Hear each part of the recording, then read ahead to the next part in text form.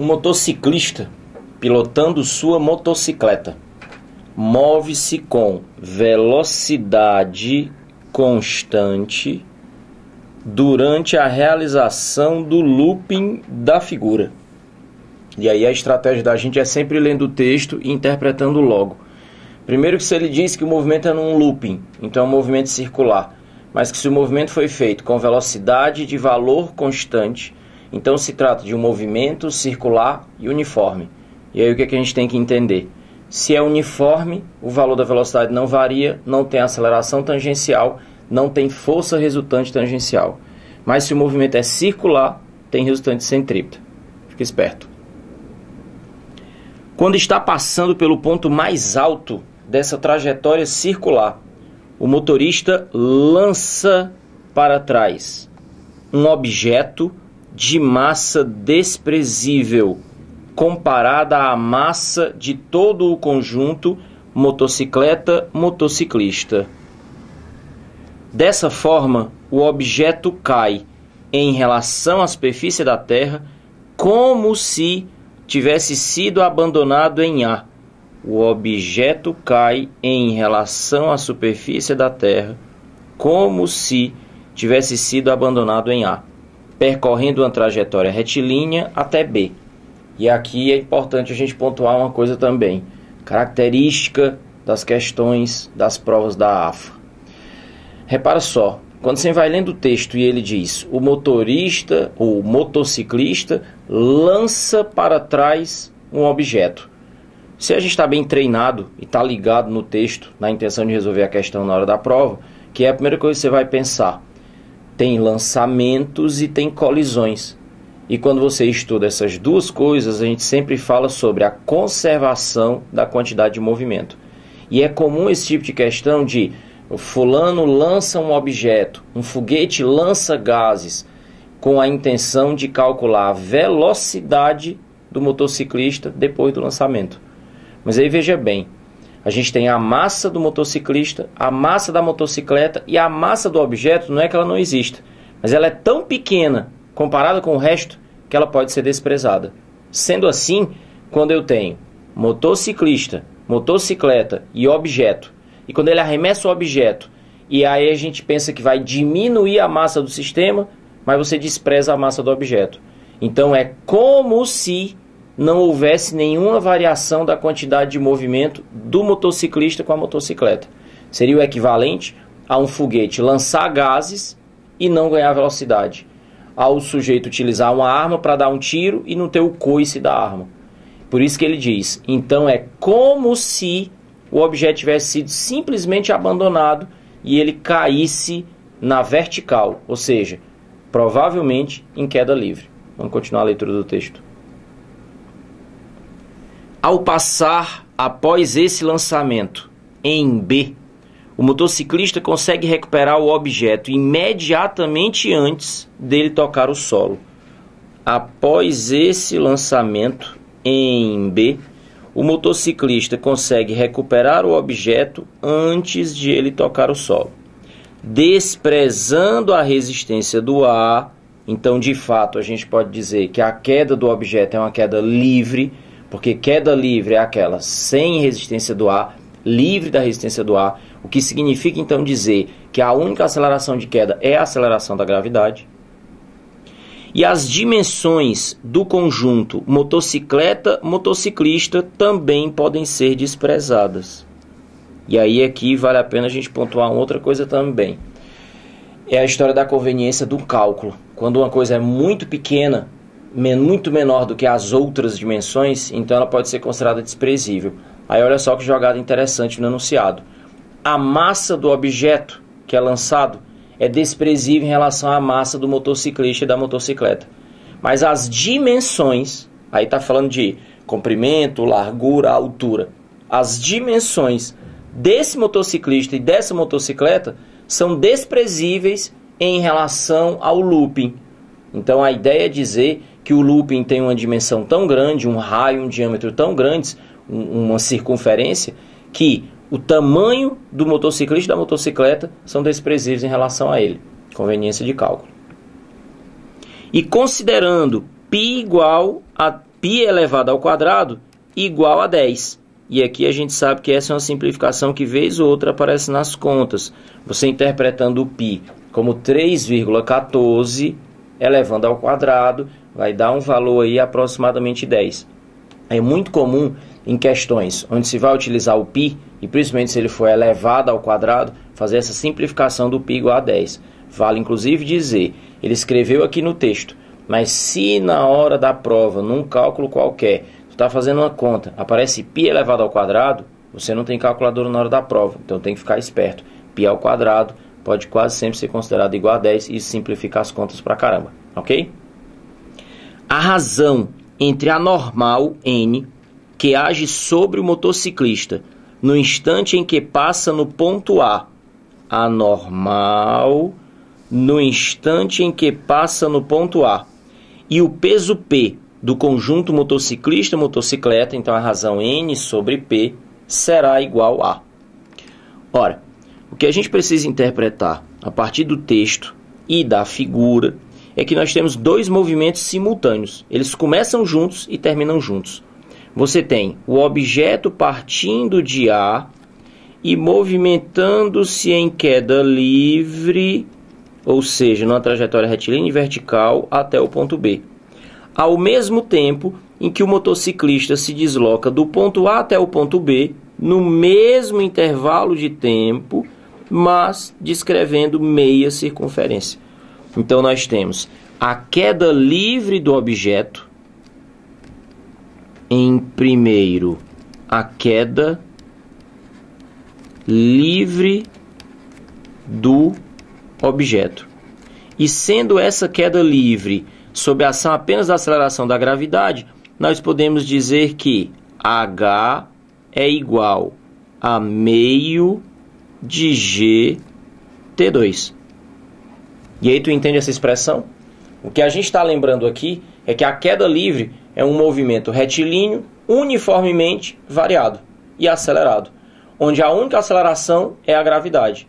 Essa equação que está aí em cima é a função horária do espaço. S igual a S0 mais V0T mais AT2 sobre 2. Onde S menos S0 é o espaço percorrido, ou seja, a altura de queda. A velocidade inicial zero, o próprio texto lembrou. Como se o objeto tivesse sido abandonado, ou seja, partindo nesse caso com velocidade inicial igual a zero. E por último, a aceleração, a da gravidade, e o tempo de queda, ok? Vamos interpretar os valores agora. Lembrando que quando você observa a figura, percebe-se que o tempo de queda, ou o espaço percorrido na queda do objeto, essa altura corresponde ao diâmetro do looping, ou seja, o dobro do raio. Então a gente poderia reescrever essa expressão dizendo que o diâmetro, o dobro do raio, é a altura de queda, e isso vale g, tempo de queda ao quadrado, sobre 2. Isolando então o tempo de queda do objeto, nós teríamos 4 vezes r sobre g e a raiz quadrada de tudo isso. Esse é o tempo de queda do objeto. E por que eu estou interessado no tempo de queda do objeto? Porque ao mesmo tempo em que o objeto cai, eu tenho o movimento circular e uniforme, e eu vou chamar simplesmente da moto, ao invés de dizer o conjunto motociclista-motocicleta. Nesse caso, sendo um movimento uniforme e o valor da velocidade escalar sendo mantida constante, eu posso dizer que velocidade é ΔS sobre ΔT. Repara que para que o ciclista, o motociclista, saia do ponto A e consiga chegar ao ponto B e consiga parar o objeto, ele descreveu meia circunferência. Se o comprimento da circunferência é 2πr, meia volta vale apenas πr. E o detalhe, se o objeto começou a cair, abandonado pelo motociclista lá quando ele passou no ponto A, e depois, enquanto o objeto cai, o motociclista se desloca. E o objeto vem caindo e o motociclista vem se deslocando no movimento circular. E quando o objeto chega no ponto B, o motociclista chega junto, os tempos de movimento são iguais. Então eu vou pegar aquele tempo que eu calculei para a queda do objeto e vou substituir agora no tempo de movimento do motociclista. Vamos ver como é que fica. Nesse caso, então, sabendo que esse tempo vale a raiz quadrada de 4 vezes R sobre G. E aí, então, eu tenho o tempo de queda do objeto que foi utilizado para encontrar a velocidade do motociclista. E por que isso me interessa? Porque foi feito referência ao instante em que o motociclista passa no ponto mais alto da trajetória. E aí é importante que se lembre que nessa condição nós temos duas forças atuando sobre o motociclista. A força peso, essa sempre vertical para baixo, essa é uma força que ninguém erra. E lembra que se tu está numa trajetória circular, existe a tendência de sempre sair em linha reta, a tendência inercial. O que impede o motociclista de sair em linha reta é exatamente o contato dele com a pista, nesse caso a pista circular. Então o motociclista empurra a pista e a pista empurra o motociclista. Essa força de contato é exatamente o que a gente chama de força normal. E aí observe então, nesse caso, que nós temos naquele ponto mais alto, que é o que a questão faz referência, duas forças atuando. E detalhe, duas forças de mesma direção, vertical, o mesmo sentido, as duas apontando para baixo. Então, a resultante dessas forças é representada simplesmente pela soma dos valores. E vai ser um vetor nesse ponto, apontando vertical para baixo.